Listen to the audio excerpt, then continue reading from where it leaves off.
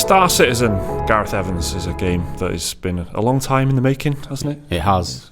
2012, and it still will be, by all indications. Yeah, that's right. We're talking about Star Citizen today because they've shown off a very... Let's not get this in any way hazy at all. A very, very impressive trailer for the big, giant, planet-sized cities that they're going to be adding into the game at some point in the future. And they showed this off kind of last week at CitizenCon in Frankfurt, Germany. Chris Roberts and the development team, Cloud Imperium Games. It was very impressive, wasn't it, guys? It did look very impressive, and this is like one of the first moments where I've been like, wow, the sheer potential for this game has just increased again. Because I mean, everyone knows there's potential for the game, but you look at what the footage that they're putting out now, and this is. We are nearing now when 3.0 is going to be released. So obviously 3.0, as it's like touted, is going to be when the persistent world is born. It's like when the universe is actually born, and it's persistent, because at the moment it's just building blocks, right? So everything's going to come together. So far as the planets and the universe, like one persistent thing. So everyone, it's about time everyone's getting excited now and seeing this trailer and seeing the because the world just looks beautiful. I mean, it's like, and the first thing that struck me was like, how cyberpunk, how Blade Runner-esque it looks. Very much so, yeah. They're wearing their influences on their sleeves is what I kind of quite like. Throughout this presentation, Chris Roberts was just dropping names left and right, like this bit looks like Blade Runner, this bit looks like Fallout. The Tyrell building from Blade Runner. Yeah, and this is the Coruscant, the planet from Star Wars. So they're very open about that stuff, which is pretty nice. So yeah, let's get it absolutely clear. So the next big update is 3.0, and the current build I think is like 2.6 or something like that, and that was like 10 months ago, and this is something that they've said that 10 months is a long time to leave players waiting and wanting more content. So they want to kind of change that. So there's going to be more regular updates in future. They've promised there's going to be a roadmap published, or it might already be out by the time this video comes out, just to showcase what's coming out in the future. So these big cities that they were showing off, and this procedurally generated cities, that's one thing we should mention. These are modules that are kind of procedurally generated across the size of planets. So that, the scope for that is enormous. Procedural generation opens up a lot of doors for a game like this. But this is coming beyond 3.0, so it won't be a part of 3.0. So this is kind of what's next. So that would tell you that 3.0 is kind of round the corner, right? They were saying that 2017 that was the initial, well, not the initial release date, but that was the release date people were expecting, and there still is no release date for it, but it might come out by the end of the year. Who knows? I mean, we're still in the dark about that. But the point is, they're already looking after 3.0 now. They're going, look what's coming next. These are the cities. These are how we're going to build the cities. So let's go through this very impressive trailer. So the first big thing, as I've already discussed for me, is the Blade Runner-esque kind of cityscape that you open up into, and it's very busy, which is very unlike the current kind of modules that people can explore. I mean, because that in the footage that they were showing, there's people walking around. It looks quite like a busy scene, doesn't it? Yeah, the NPCs, there's a hubbub around the place, and it feels like like an area that is habited, that is busy. There's people going about their tasks, and AI is a big thing that they're going to be improving on in the future. Like apparently each individual character is going to have a daily schedule. So like the AI characters aren't just going to be just there doing all. They're going to be there going about their daily tasks, which again adds to the feel of immersion and how real that this world is going to be. And I think that's a huge stepping stone. And obviously the city, look, this whole planet apparently that they were flying over, it's just a city, right? And it's all like this cyberpunk themed looking thing with the huge neon billboards and like holographic people trying to sell you stuff. It looks so great. Smoggy kind of setting in it. And then when they kind of they fly up and beyond that, so they jump in a spaceship and they leave, and there's no loading screens between any of this stuff. That's another big selling point. It's got that classic line from all trailers where they go, you see that mountain over there? You can walk to that mountain. Like, okay, cool. But this really is this is what they're saying here as well, but like to the scale of, like No Man's Sky. You can jump in your ship, turn your ship towards the sky and fly up to, out of the atmosphere into another planet without any loading screens that you can see. They're kind of masked or whatever. So that's really cool. It's not just skyboxes. There actually is a sun, a star in the distance. There are space stations out there. There are other planets out there that you can fly to. I do kind of really admire that, and I really admire the how they're trying to make this a one whole coherent experience, because this is a game that wants to immerse you in its universe, right? And loading screens are things that take you out of that immersion. Yeah. So it's going to certainly add to the complexity of the project, but I think it's basically the it's not something that we should ignore easily. Just the fact that you can jump in a ship, fly out into orbit, and fly towards another planet, very much like you can do in No Man's Sky, except with actual stuff to do when you get there. I mean, that is a huge goal that they're aiming for there. Overall, the spectacle of the thing in general is very impressive as well, isn't it? I mean, it just looks incredible. I think what strikes me is the sheer scale of it. Yeah. I mean, it just looks... I mean, No Man's Sky is impressive to a certain point, and then you realise it's just like a curtain that you draw. Once you draw back, you realise there's not really much to it. But this, in itself, with the procedurally generated cities, the fact that you could land multiple landing points and you can explore this city at length, it's quite impressive. But also, just how small things look in the distance. Like he mentioned at one point, there was 75 kilometers in the distance, and then so that is the horizon, obviously. And then you could, and when as you're traveling there, there's all this city around you. You don't realize how big it actually is until you're get down into it, because he's flying at a kind of a low orbit, and I think that's kind of impressive in itself, that the scale of things. You don't realize how actually big things are until you're up close. And I think that's what strikes me about it, the sheer scale of it. Yeah. I mean, they also showed off the procedural generation tool, which was quite cool. The Minesweeper thing. Yeah, that's it. They said it kind of looks like Minesweeper, which it does. So the developers will actually use this kind of grid, and they'll just click some boxes, select some options, and draw kind of a pattern and build this thing up with a very rudimentary 2D kind of interface. And then boom, there you go. You've got a whole city block there that's fully explorable. That's got buildings that you can go into, and those built with the interiors of those buildings. They also showed off how they randomly generate those and how they're going to be varied. And there's so much art and stuff involved in this stuff that people have that people have designed and made by hand, that they just put together with this procedural generation. That gives you that one little sequence of the trailer kind of showed off to me why it is taking so damn long to make this game. Yeah, exactly. It's a huge effort, isn't it? Exactly. What they're doing is they're not just building the game; they're building the technology that goes into the game. Yeah. They're building all the building blocks to be able to generate more game more quickly, like this Minesweeper interface thing that they were showing off. They built a procedure generated city so quickly just by clicking a few buttons, and that is to their credit, because going forward they're going to be able to expand the universe and make things so much better. Just think about the current city that they've got now, like this cyberpunk theme. They could feasibly make new skins and different type of city, different aesthetics completely, and just completely generate these worlds so quickly with this tool that they've created.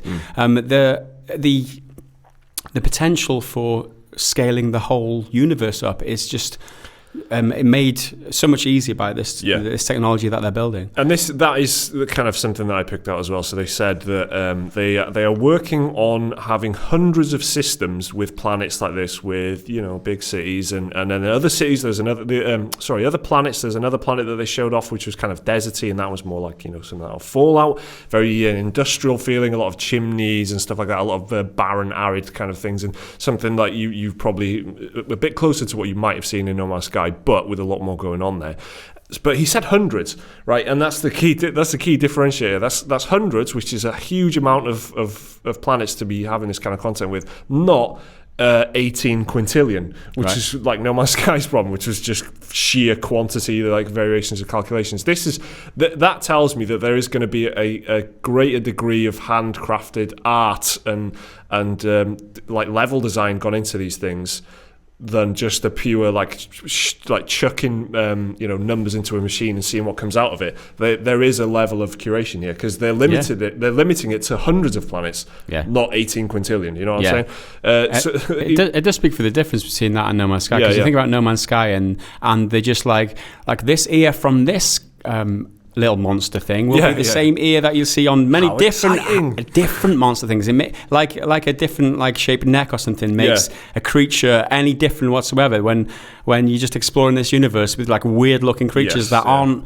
handcrafted like they're kind of trying to do here in Star Citizen. So I'm, you know, it kind of cheapens No Man's Sky in a way where everything looks very generic, even though they're all different, technically different. It all looks very generic at the same time. That's exactly it, isn't it? They are technically different things in No Man's Sky, but basically they're the same, aren't they? So, so another thing here that I really kind of enjoyed was the way they kind of left orbit, jumped out onto a space station, hopped out of the spaceship, and then just kind of jumped off the space platform. And then there was a bit of just hovering around in space, like you might have played in Dead Space 3 if you played that kind of, you know, floating around in zero gravity. I mean, they're trying a lot of different things here. Some of it does look, I don't know how to put this. It looks kind of MMO-ish, I guess, or something like that. It doesn't quite have like the heft of like a single player kind of game like Uncharted or something, where it's all like linear and everything's purposely designed. Yeah. But this is early footage, and you do kind of expect it for a game of this scale, I guess.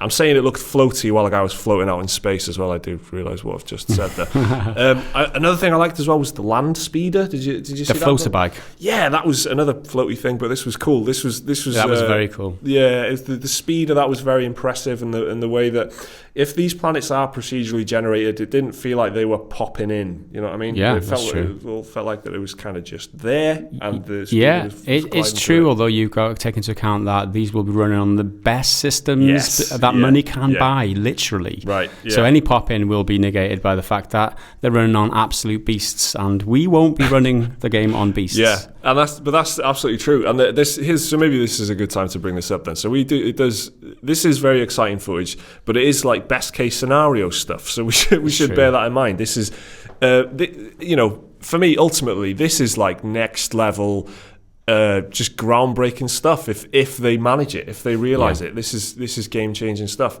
But it's still, it's still hype footage. It's still gameplay footage. It's still there to make you want to buy the game, I guess. Yeah, I mean, I think it's the problem, and it's the beauty of Star Citizen, is that they've got this awesome vision, they've got all this new technology, and the scope and the sheer potential for this game is so huge that it's easy to get excited, it's easy to get carried away, it's easy to be hyped for the game, and a lot of people are.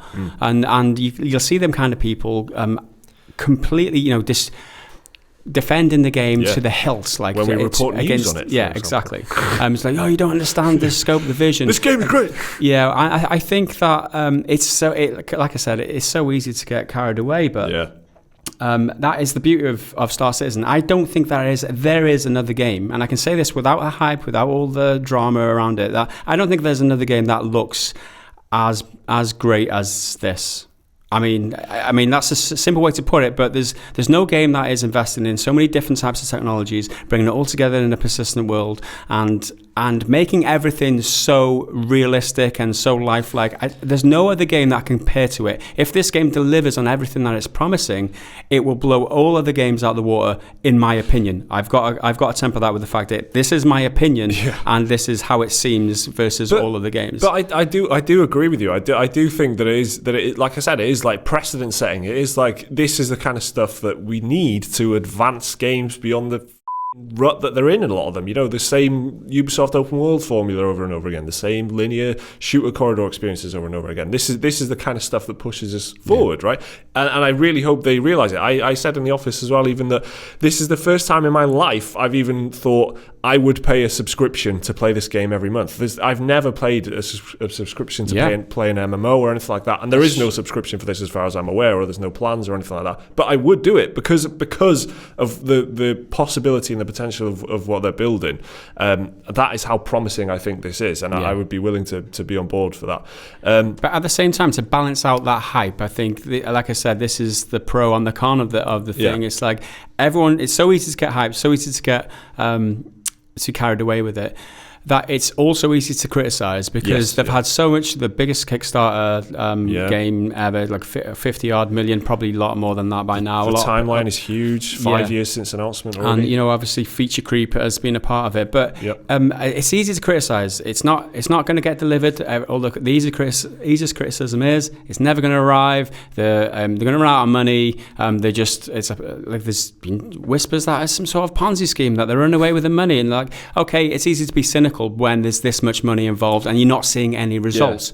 But it does look expensive, doesn't it? It looks expensive, and it has to be, like we mentioned, if this is the game, if they're going to try and deliver on all the vision that they're promising, it will take time, and we don't want them to rush that. And I think that it's very easy to criticize, and it's also easy to get hyped. And this is what's unique about Star Citizen for me. This is why it's so different to all other projects in the gaming history, I believe.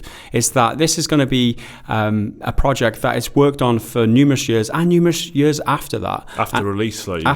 It's never going to stop. They're never going to stop working on this game because they're always going to have their fans. This type of world appeals to so many different people. Like, how many games are there like this? Very few, if any.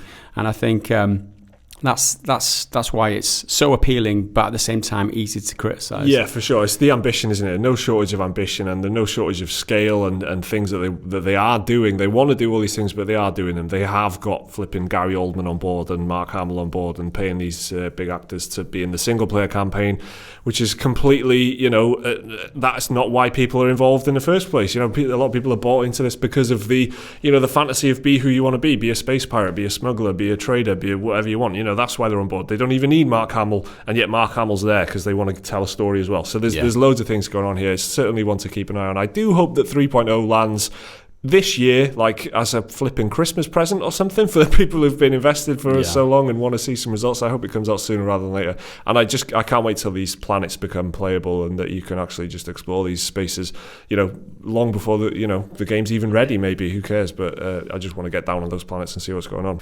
So that's the latest big gameplay reveal of Star Citizen. What did you think about it? Let us know down in the comments. Remember to like the video if you enjoyed it and subscribe if you want to see more stuff like this every day.